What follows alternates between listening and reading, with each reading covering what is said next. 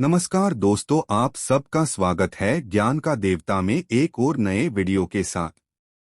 हम आज बताने जा रहे हैं कि श्री शिवाय नमस्तुभ्यम। दोस्तों, आप सभी लोग जानते हैं कि 2024 साल की जो पुत्रदा एकादशी है वह 21 जनवरी 2024 को पड़ रही है। दोस्तों, सभी एकादशियों में से पुत्रदा एकादशी का एक अलग ही महत्व होता है। इसीलिए दोस्तों, पंडित जी ने भी पुत्रदा एकादशी का एक ऐसा उपाय बताया है जहां पर यह 2 कटोरी का उपाय है, जिसमें से एक कटोरी हमारी घी की होती है, एक कटोरी होती है हमारी खीर की। तो भाई, ये 2 कटोरी वाला उपाय आज हम इस वीडियो में आपको समझाने वाले हैं। और दोस्तों, यह पुत्रदा एकादशी माताओं बहनों के लिए बहुत ही ज्यादा विशेष और महत्वपूर्ण होती है। इसलिए दोस्तों, आप लोगों को यह 2 कटोरी वाला उपाय जरूर करना चाहिए, जिससे कि आपके जीवन में आपको खुशियां प्राप्त हो। तो इस 2 कटोरी वाले उपाय में आपको क्या क्या करना होता है, किस समय करना होता है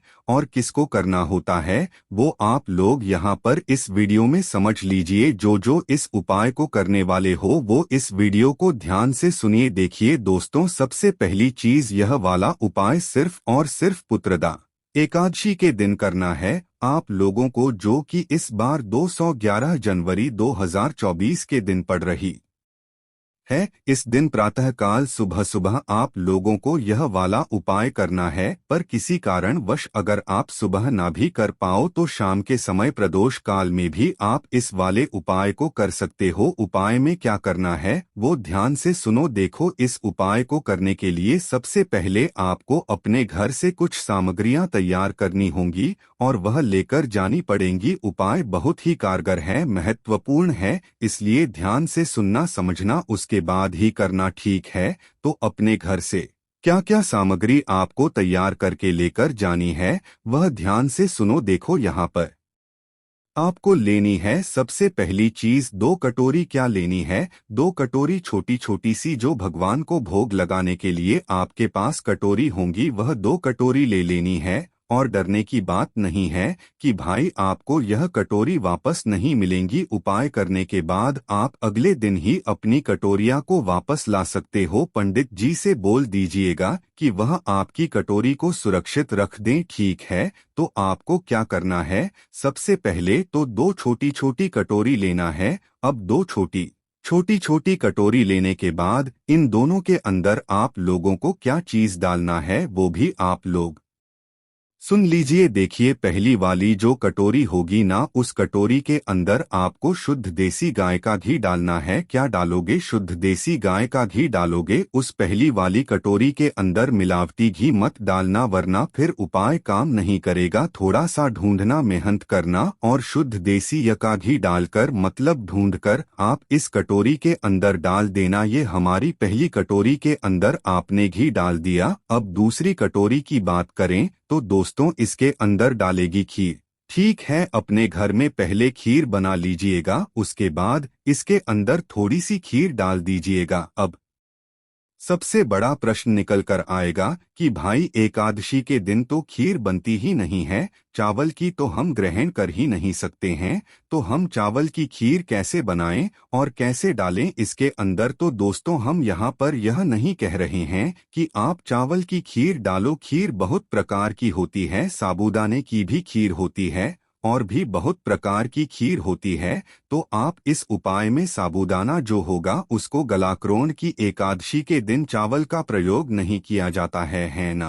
तो आपको क्या करना है कि जो साबूदाना होता है उसकी खीर बना लेनी है, पहले से बनाकर रख लेनी है। और खीर बनाकर फिर थोड़ी सी खीर अपनी इस कटोरी में रख लेनी है। आपकी ये दोनों कटोरियां तैयार हो गई हैं। एक कटोरी में आपने शुद्ध देसी गाय का घी रखा, दूसरी कटोरी में आप लोगों ने क्या किया, यहाँ पर जो साबूदाने की खीर बनाई है उसे रख दी। दोनों कटोरी आपकी तैयार। अब इसके बाद में एक घी का दीपक भी आपको तैयार करना है। अब ये घी का दीपक कैसा होगा दोस्तों, ये वाला घी का दीपक होगा गोल बाती का, और इसके अंदर भी शुद्ध देसी गाय का घी डालेगा है ना। और यह दीपक आप मिट्टी का भी बना सकते हो, आटे का भी बना सकते हो। ठीक है, मतलब मिट्टी का दीपक है तो मिट्टी का ले लेना, और आट नहीं है मिट्टी का तो भाई आटे का बना लेना। छोटा सा एक दीपक है ना, उसके अंदर गोल बाती रखकर शुद्ध देसी गाय का घी आप लोग डाल लेना है ना। ये आपका घी का दीपक तैयार हो गया। इसके बाद में दोस्तों आप लोगों को 2 बेलपत्र और भी लेनी है। ठीक है, तो 2 बेलपत्र अपने घर से ही लेकर जाना, ये विशेष और महत्वपूर्ण है। 2 बेलपत्र तैयार करके अच्छी सी अपने घर से ही आप लोग लेकर चले जाना। ठीक है, अब यह तीनों सामग्रियां आपकी तैयार हो गई। 2 कटोरी के अंदर आपने, मतलब 1 कटोरी के अंदर आपने शुद्ध देसी गाय का घी डाला। दूसरी कटोरी के अंदर आपने क्या डाला, खीर डाली। अब 2 बेलपत्री आप लोगों ने ली। साथ ही में दोस्तों आप लोगों ने क्या लिया, एक देसी गाय का घी का दीपक है ना। अब ये तीनों ही सामग्रियां तैयार करके आपको पहुंचना है भगवान शिव जी के मंदिर में। पुत्रदा एकादशी के दिन कोशिश करना सुबह इस उपाय को कर लो, पर किसी कारण वश ना कर पाओ तो शाम के समय भी आप इस उपाय को कर सकते हो। तो भगवान शिव जी के सबसे पहले आप लोग मंदिर पहुंचना। ठीक है, मंदिर पहुंचने के बाद सबसे पहले आप भगवान शिव जी के शिवलिंग के पास में पहुंच जाना। सीधा जाते से ही है ना, तो शिवलिंग के पास में जैसे ही पहुंच जाओ तो थोड़े दर्शन करना। दर्शन करने के बाद दोस्तों क्या करना है आप लोगों को, वो ध्यान से सुनो। देखो, सबसे पहले जो आप 2 चीजों में, मतलब 2 कटोरिया में क्या लेकर आए हो, शुद्ध देसी गाय का घी और खीर लेकर आए हो ना, ये पहले भगवान के सामने रख दो। इसमें ऐसी कोई बात नहीं है कि भाई खीर किस साइड रखेंगे या जो हम मतलब घी लेकर आए वो किस साइड रखेंगे। आपको दोनों कटोरी को एक साथ भगवान शिव जी के सामने या आसपास रख देना है। भगवान शिव जी को भोग लगाते हुए, मतलब भगवान शिव जी के लिए ही जो है वो रख देना है। क्या एक जो शुद्ध देसी गाय का घी है की कटोरी है वो, और जो खीर की कटोरी है वो, दोनों एक साथ ही रख देना है। कोई इधर उधर करके नहीं रखना है। पहले आप लोगों को ये दोनों कटोरियां रख देना भगवान शिव जी के आसपास या सामने। ठीक है, जैसे ही आप लोग रख देते हैं उसके बाद में आप लोग क्या करेंगे कि अपनी दोनों बेलपत्र को भगवान शिव जी पर चढ़ाएंगे। श्री शिवाय नमस्तुभ्यम बोलकर भी चढ़ा सकते हैं, है ना। तो दोनों जो बेलपत्री हैं वो एक एक करके भगवान शिव जी पर आप लोग चढ़ा देना, या दोनों एक साथ भी चढ़ा सकते हो, पर चढ़ाना शिवलिंग के ऊपर ही है ना। तो शिवलिंग के ऊपर आप जैसे ही इन दोनों ही बेलपत्र को चढ़ा देते हो तो दोस्तों इसके बाद लोगों को क्या करना है कि भगवान शिव जी की जो शिवलिंग होगी, शिवलिंग से शिव जी की मंदिर की चौखट तक आप लोगों को आ जाना है। ठीक है, और चौखट पर आने के बाद दोस्तों अभी आप अपनी बेलपत्र को चढ़े रहने देना और उन दोनों कटोरी को भी शिवलिंग के पास में रखे रहने देना। बस आप आ जाना अपना वह घी का दीपक उठाकर जो आप अपने घर से तैयार करके लेकर आए हो, इसको लेकर भगवान शिव जी की चौखट पर। ठीक है, चौखट पर आने के बाद दोस्तों आप भगवान शिव जी की कोई भी एक साइड की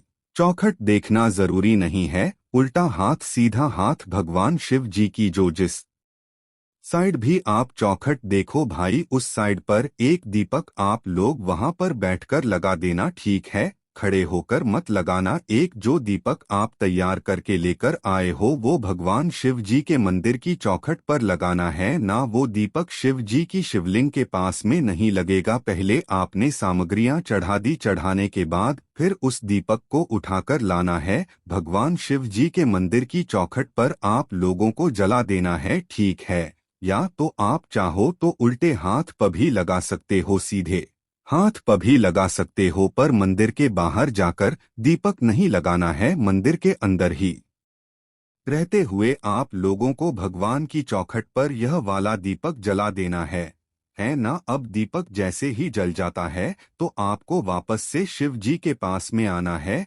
शिव जी के दर्शन करना है, 2 मिनट बैठना है, भगवान को निहारना है, श्री शिवाय नमस्तुभ्यम का जाप करना है, भगवान से प्रार्थना करना है। कुछ समय ऐसी आप लोगों को प्रार्थना करते रहना है। 2 से 5 मिनट तक आपको भगवान के पास में बैठे रहना है। ठीक है, तो 2 से 5 मिनट जैसे ही हो जाएं आप भगवान के नाम का जाप करते रह, आप उनसे प्रार्थना करते रह। उसके बाद में जैसे ही 2 से 5 मिनट हो जाते हैं तो आपको क्या करना है वो ध्यान से सुनो। वहां से उठना है। उठने के बाद जो आपने भगवान शिव जी की शिवलिंग के ऊपर 2 बेलपत्र चढ़ाई हुई हैं, उन दोनों बेलपत्र को भगवान का आशीर्वाद स्वरूप समझकर भगवान से आशीर्वाद लेते हुए उन दोनों ही बेलपत्र को उठा लो। एक को नहीं उठाना है। जो आपने दोनों बेलपत्र चढ़ाई हैं उन दोनों ही बेलपत्र को उठा लो। दोनों बेलपत्र को उठाने के बाद सीधा आ जाओ आप भगवान शिव जी की चौखट पर, जहां पर आपने दीपक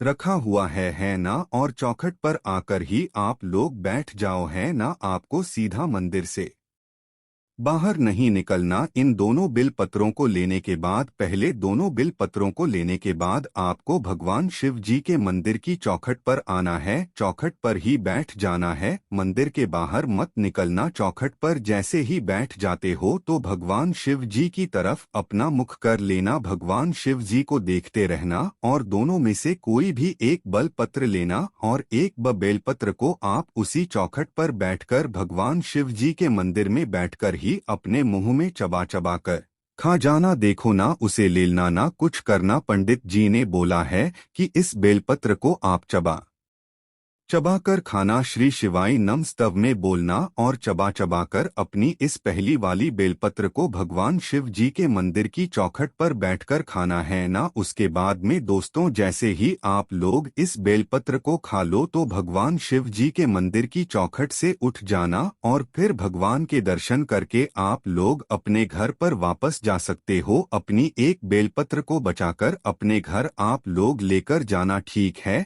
तो जैसे ही आप लोग अपने घर पर जाते हो तो आपके जो पति होंगे आपको उनको क्या करना है, जो आप अपने साथ में एक बेलपत्र बचाकर लाए हुए हैं ना, इस बेलपत्र को आपको उनको खिला देना है। श्री शिवाय नमस्तुभ्यम बोलकर या भगवान शिव जी का नाम जाप करते हुए वो भी उन्हें भी चबा चबा कर खाना है। जरूरी नहीं है कि वो भी मंदिर आए। इस उपाय को पूरा करने के लिए बस आप आ जाएं मंदिर और आप अपनी बेलपत्र को शिव जी के मंदिर की चौखट पर बैठकर खा लें। उसके बाद जो दूसरी वाली बेलपत्र होगी वो भगवान शिव जी के मंदिर से निकलकर घर पर पहुंचकर अपने अपने पति जो हैं उनको खिला दीजिए। वो भी चबा चबा कर इस बेलपत्र को खा ले और भगवान से प्रार्थना कर ले, ठीक है। तो बस दोस्तों यहाँ पर यह वाला उपाय पूर्ण हो जाता है। अब इस उपाय को करने से क्या होता है दोस्तों, जिस भी माताओं बहनों को गर्भ से जुड़ी हुई किसी भी प्रकार की दुख और समस्या रहती है